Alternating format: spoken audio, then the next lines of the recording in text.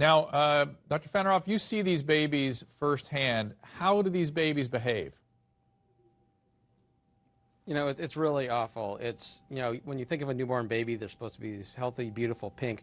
These babies are shaking, they're clenched up, they're vomiting, they have diarrhea, and they just really look miserable and cranky.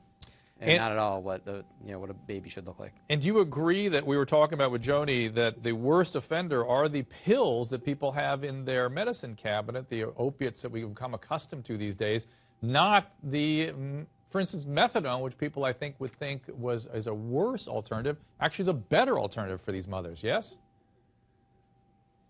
Yes, because it's, they can still withdraw from methadone, but when you're getting methadone, you're in a controlled environment. You're getting prenatal care. You're getting counseling to stop smoking, stop drinking, good nutrition, prenatal vitamins, all that stuff. The moms who abuse the prescription drugs, they tend to not get a lot of that care. And finally, before we get further into the opiate and the addictive part of this, are you seeing a problem also with other prescription medication like antidepressants and other psychotropics? Is that another issue we need to sort of think about these days? There's a lot of concern as the number of prescriptions for antidepressants and SSRIs and other medications go up.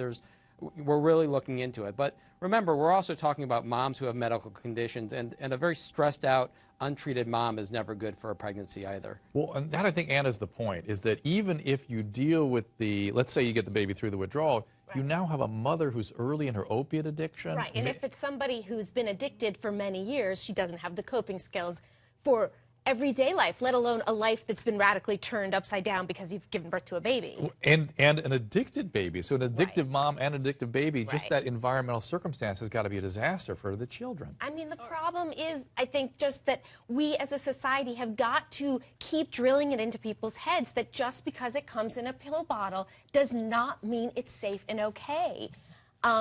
That is a massive problem that we don't seem to be making any headway in. And weren't you sort of stunned to hear Joni talk about her story where she was pregnant with back pain, right, a known addict, right, given right, opiates? Joni, you wanted to ring in here. Go ahead. I hear you. Yeah.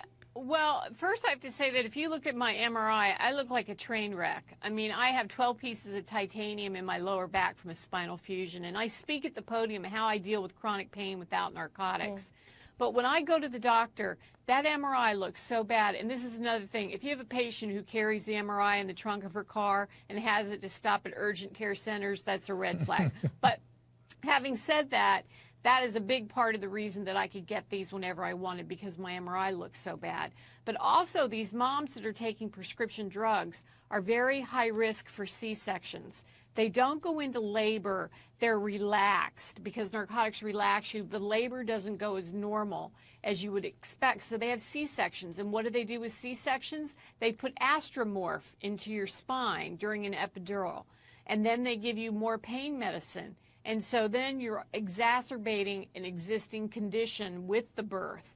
And the addiction with me, in my case, flared up each child because the C-section just put it in the stratosphere. Dr. Fanaroff, does that fit with your experience? Yes, and I think going back to your point about the methadone, once again, when you're on the methadone, when you have a known issue, that's, we can deal with it. When we know mom's been on medications, we can watch the baby longer in the hospital, we can start treatment earlier. It's as she was talking about earlier, when we don't know and the baby goes home and has a problem after they go home, that's when the baby gets into trouble.